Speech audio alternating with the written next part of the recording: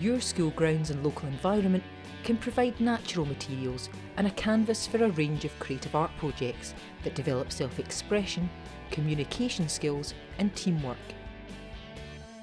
Alan Kane is an environmental artist who has worked with Grounds for Learning on a wide range of projects. We're using things for the natural environment. In this case we were working with primarily leaves that we found on the forest floor, and we were using them to create and make something that was interesting and visually attractive. And then you can see how without too much effort you've started to create a nice wee face. But what makes it much more visually interesting and much more interesting for the kids is when you transfer this onto trees. If you look carefully at the trees round about you, you will start to see faces or parts of faces appearing in the trees. This here, I'm kind of thinking about the Scream, and I'm thinking that maybe a nose here might be quite good. A great, fantastic example is something that teachers can do with loads and loads of resources, loads and loads of technical skill and dexterity is in the creation of the green men that we were working on today. It doesn't cost a lot of money to get clay, and your resources that you find around about you in the forest floor are free. It's also a fantastic way to get the kids out and getting and engaging with different species of, especially in this case, trees. Using different types of leaves, you can build that into an educational setting where you pick up leaves and you ask the kids, do you know what type of leaf this is? And hopefully, by the time they've created their green man and maybe a wee bit of help for yourself, they have soon identified 4 or 5 different species of trees. I work in a nursery, and I've got them out there in all weathers and everything, so this is a lot of sort of thing that we would do.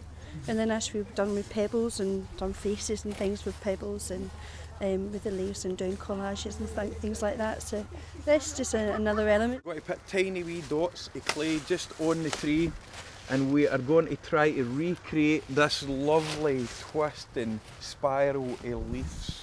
You have got oak and you have got beech, right?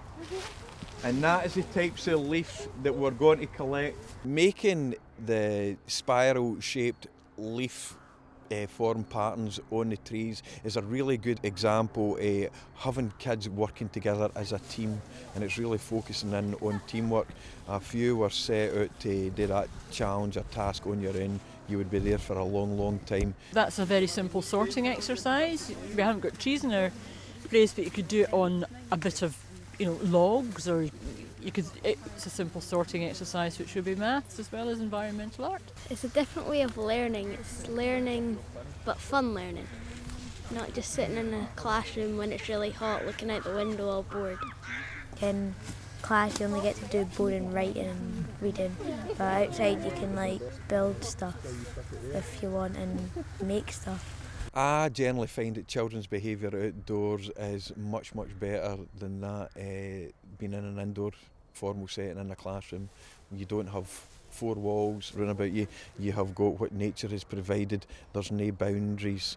It's a great place to go and use all your senses to smell different things, to hear different things, whether it's bird sound. There's always something different there.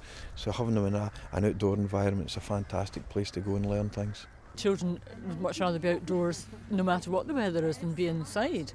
It's a natural environment for the children, and if they can be out and not sitting still, it's much better. Grounds for Learning is a Scottish charity dedicated to helping you to teach effectively outdoors. Visit our website to find out how we can support you through our training, resources and advisory services.